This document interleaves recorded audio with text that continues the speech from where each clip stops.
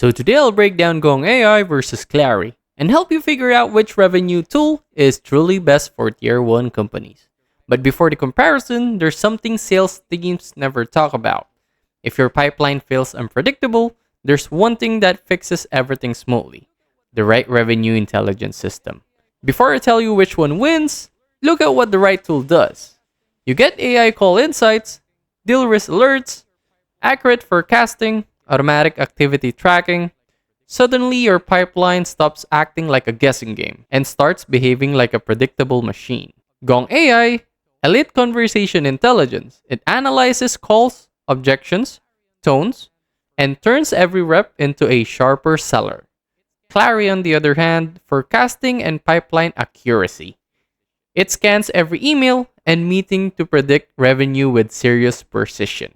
So which one is better for Tier 1 companies? If you want top tier coaching and call insights, it's gonna be for Gong.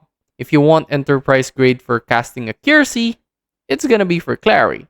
Either way, your revenue engine becomes smarter, faster, and way more predictable. And that's it. That's my quick take. If you found this very helpful, hit like and subscribe for more shortcuts that actually make your workflow smarter.